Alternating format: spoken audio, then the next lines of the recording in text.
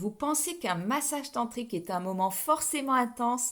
Eh ben non, pas toujours malheureusement. Voici une histoire très concrète que j'ai vécue il y a quelques jours avec un client. Et si vous restez jusqu'au bout, vous comprendrez pourquoi certains massages paraissent plats ou fades alors qu'ils pourraient être bouleversants, avec une vraie montée vibratoire et peut-être même un orgasme énergétique. Si. Je suis Valériane Juinot, coach bien-être et tantra, et sur cette chaîne, je vous accompagne vers votre épanouissement intime dans l'esprit du tantra. Oui, c'est ma passion et j'ai même écrit un livre sur le sujet. C'est lui, un guide complet pour ramener le tantra dans votre vie quotidienne et venir enrichir votre intimité. Et c'est tellement épanouissant que je vous ferai même un petit cadeau tout à l'heure. Mais avant de vous raconter ce qui m'est arrivé avec ce client, la semaine dernière, voyons pourquoi certains hommes se vident, entre guillemets, avant un massage tantrique. Ou d'ailleurs après un massage. Mais ça, on verra ça après. Moi, je vois 3 raisons à ça. D'abord, par peur tout simplement d'avoir une érection. Oui, certains hommes ont presque honte d'eux-mêmes dès qu'ils sentent leur excitation monter. Alors qu'en réalité, c'est un langage du corps à écouter, pas à censurer. Et ça, j'ai fait une vidéo très complète sur la question pour savoir comment réagir. Je vous explique tout et je vous mets le lien juste en dessous. La deuxième raison, ça peut être par peur de perdre le contrôle, s'il y a trop d'excitation qui monte. Et ça, je vous explique aussi en détail quoi faire dans une autre vidéo avec tous les conseils que je donne avant les massages. Parce qu'en fait, c'est très facile d'accompagner cette énergie qui se déploie grâce à un exercice de tantra très simple que je ne vais pas vous réexpliquer ici, mais qui pourra aussi dynamiser et intensifier vos rapports intimes. Ça vaut la peine, non? Donc, je vous mets le lien aussi dessous. Et la troisième raison, ça peut être une volonté de gérer ou d'anesthésier le désir par peur d'être débordé ou par peur du jugement aussi. En fait, ce qu'il faut comprendre là-dedans, c'est que on croit apaiser les choses, mais en réalité, non, on se coupe de l'énergie et on passe complètement à côté de l'intensité et de tous les bienfaits du massage. Si. En fait, c'est hyper facile à comprendre. C'est comme si avant un long trajet en montagne, en voiture, vous coupiez le câble du voyant moteur parce que vous ne savez pas trop comment le moteur va se comporter. Résultat, plus de repères, plus d'infos. Vous partez dans le brouillard. En massage tantrique, l'excitation, c'est un indicateur, c'est pas du tout un problème.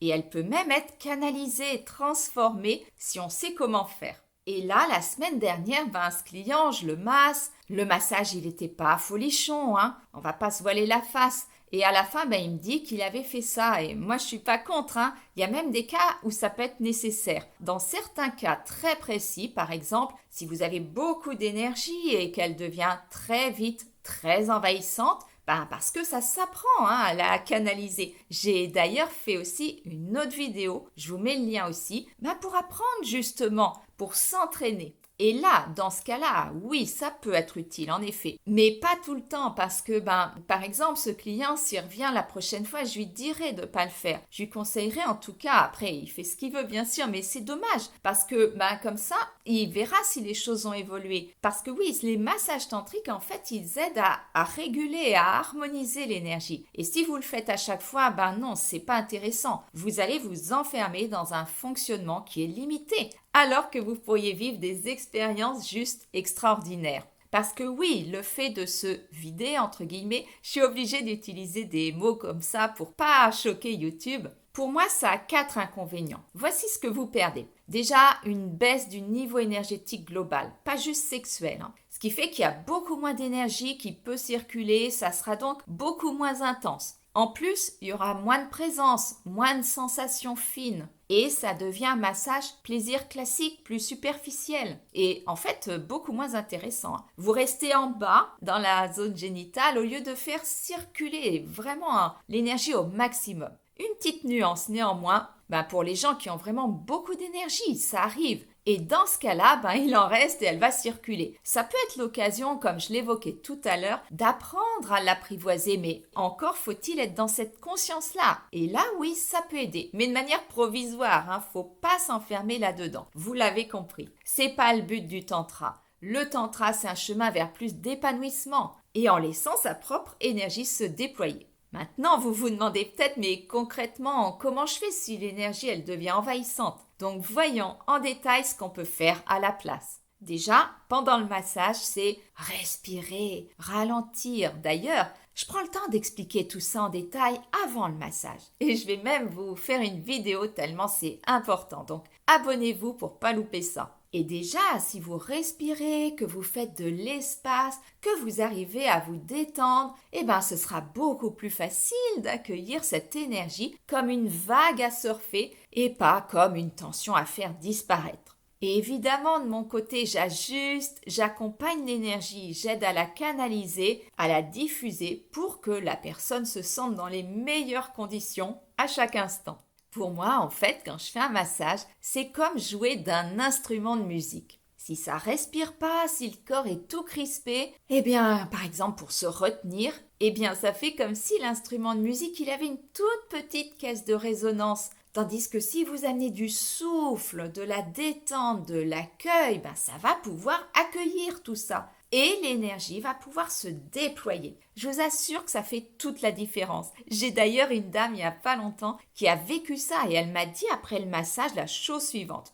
J'ai repensé à un moment à ce que vous m'aviez dit sur la respiration. Je me suis mise à respirer et aussitôt, j'ai senti un truc dingue. C'est les mots qu'elle a utilisés. Elle a immédiatement senti un flot d'énergie qui se déployait. C'est logique tout ça, sauf qu'on ne le sait pas toujours et qu'on n'ose pas forcément essayer ou on passe à côté. Donc concrètement, quand il y a trop d'excitation pendant un massage, ce que vous pouvez faire aussi, c'est l'exercice de montée d'énergie dans le haut du corps et dans le cœur. Il est rapide et idéal pour ça. En plus, cette approche tantrique qui allie le souffle, l'énergie, elle est excellente pour donner plus de profondeur et d'intensité dans vos moments d'intimité. Vous trouverez ça aussi sur ma chaîne. Maintenant, je vous entends déjà poser une question. Et après le massage, on peut Alors, je vais tout vous expliquer parce que clairement, non, c'est pas vraiment le but non plus. Après un massage, on reste dans cette énergie pour intégrer, pour sentir ce que ça a éveillé. Et enfin, pour laisser l'énergie nourrir et harmoniser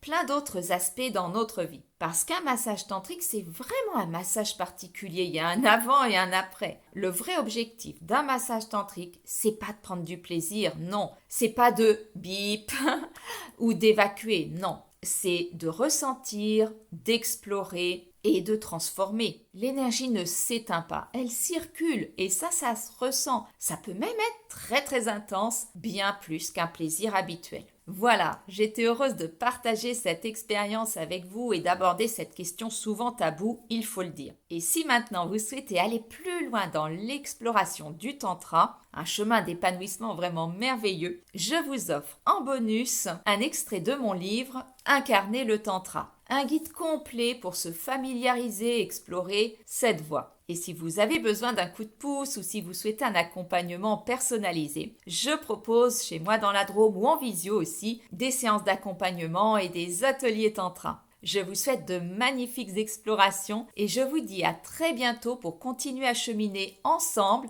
vers votre épanouissement intime dans l'esprit du tantra.